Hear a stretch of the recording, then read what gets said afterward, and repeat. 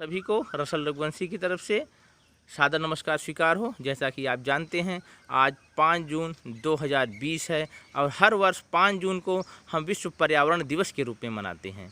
और इस पर्यावरण दिवस के वीडियो की शुरुआत मैं कुछ पौधों कुछ वृक्षों की शूटिंग से कर रहा हूं, इसलिए क्योंकि यही पौधे हैं, यही वृक्ष हैं जो हमें ऑक्सीजन देते हैं, जो हमें जीवन देते हैं और जिसके बल पर हम इस धरती पर अपना जीवन काल, अपना समय पूरा करते हैं। साथियों, हम मानवों ने इन पौधों के ऊपर, इन वृक्षों के ऊपर इस प्रकार का आतंक फैला रखा हुआ है कि धीरे धीरे ये हमारी धरती से समाप्त हो रहे हैं और साथ ही साथ समाप्त हो रही हमारे जीवन की डोर भी। आज पूरी धरती पर विभिन्न प्रकार की समस्याएं पैदा हो रही हैं, जिनमें इन पौधों का कटना भी बहुत बड़ा कारण है। जैसा कि ये जो बीच का खाली स्थान है, यहाँ पर जब मैं 29 जुलाई 2018 को आया था तो एक हरी भरी वादी हुआ करती थी, काफ़ी वृक्ष हुआ करते थे, लेकिन कुछ लोगों ने अपने लाभ के लिए इन वृक्षों को काट करके जगह खाली कर दी। और यह मेरे बगल का एक ऐसा परिवर्तन है जिसे मैं आपको रूबरू कराना चाहता हूँ।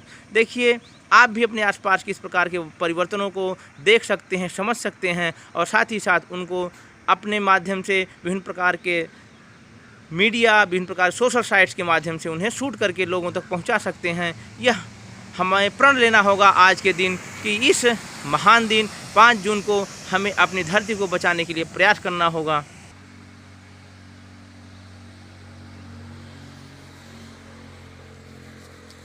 जैसा कि आपने शुरुआती फुटेज में देखा कि मैंने अपने आसपास के पेड़ पौधों को दिखाने का प्रयास किया था। आपको पता है कि आज 5 जून 2020 है और आज हमारी पूरी धरती, पूरी पृथ्वी विश्व पर्यावरण दिवस को मना रही है। तो इससे संबंधित मैंने छोटा सा प्रयास आपके सामने किया है कि इन पौधों के बारे में, प्रकृति के बारे में कुछ आप लोगों को बता सकूं। जैसा कि आप लोग जानते हैं कि 1974 से हमारे इस धरती पर, हमारी दुनिया में विश्व पर्यावरण दिवस मनाया जा रहा है। ये तो शुरुआत की बात है, लेकिन हमारा विषय आज का 2020 5 जून का जो विषय है इस बार का, समय और प्रकृति है। समय कैसा चल रहा है आप लोग जानते ही हैं। दुनिया में लगभग 70 लाख लोग कोरोना जैसी भयानक बीमारी से पीड़ित हो चुके हैं और साथ ही साथ लगभग 4 लाख लोगों ने अपनी जान गंवाई है। अगर भारत की बात की जाए तो हमारे आंकड़े भी 2,20,000 के ऊपर पहुंच चुके हैं।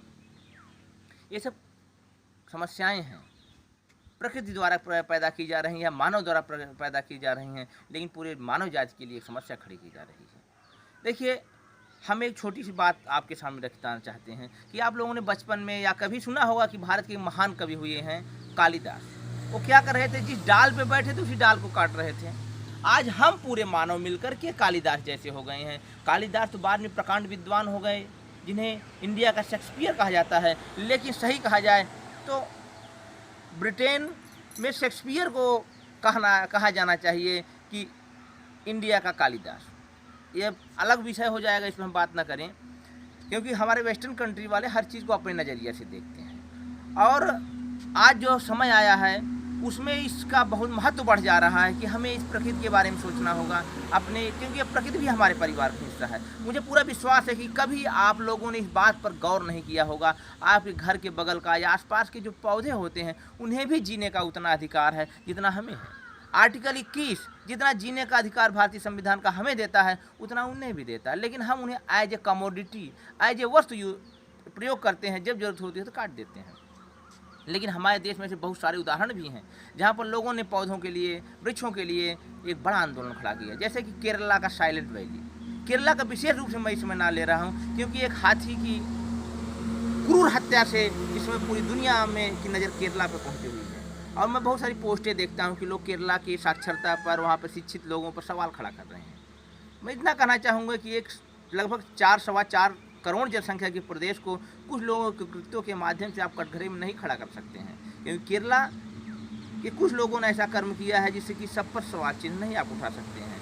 अच्छे लोग भी हैं, जैसे कि एक नाम मैं आपको बताना चाहूँ, अनीता एक ऐसी मैरीन बायोलॉजिस्ट हैं जो प्रतिदिन अपनी पूरी टीम के साथ मिलकर के 40 टन कचरा समुद्र से निकालती हैं। ऐसे लोगों को भी हमें आगे लाना होगा। जिस प्रकार के उदाहरण आप सोसाइटी में लेके जाएंगे, सोसाइटी के लोग उससे वैसा ही सीखेंगे। हमें सकारात्मक बातें समाज में ले जानी होगी और हमें धरती को बचाने के लिए प्रयास करना होगा। सही पूछा जाए तो हम धरती को बचाने के लिए ये जो शब्द है इसी से मैं असहमत हो जाता हूँ, क्योंकि हम धरती को नहीं बचा सकते हैं, धरती हमको बचाए हुई है। और धरती को हम इसलिए बचाना चाहते हैं क्योंकि हम अपना जीवन को बचा सके।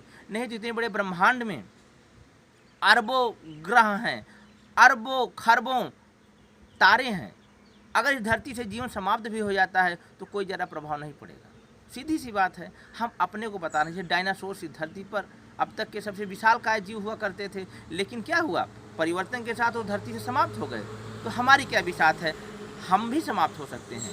पिछले 11,000 वर्षों से हम मानव ने इस धरती पर अपना उद्भव प्रारंभ किया और इस स्थिति में पहुँचे हैं कि आज हम धरती का पूरा शोषण कर रहे हैं, जगह जगह पर हम जीवों की हत्या कर रहे हैं, अपने स्वार्थ के लिए पूरी धरती पर कब्जा करके रखे हैं, ऐसे तरीके से जैसे ये धरती सिर्फ हमारी हो।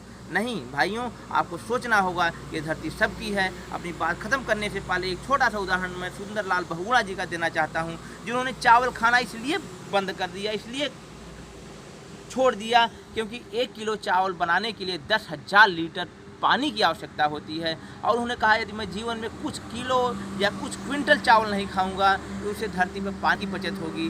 तो हम यह उदाहरण मैं इसलिए भी दे रहा हूँ कि हम छोटे छोटे प्रयास से भी बड़े बड़े काम कर सकते हैं। जरूरी नहीं कि अमेरिका, ब्रिटेन, चाइना जैसे बड़े बड़े देश बड़े बड़े समझौते करें तब पर्यावरण को बचाया जा सकता है। हम छोटे छोटे प्रयास से भी बड़े काम कर सकते हैं। इन्हीं बातों के साथ, इस आशा के साथ कि आज 5 जून 2020 को आप लोग इस समय और संस्कृति को समझेंगे और प्रकृति को समझेंगे और इस प्रकृति के प्रति अपना मोह बढ़ाएंगे। आप लोगों को हमारी तरफ से नमस्कार।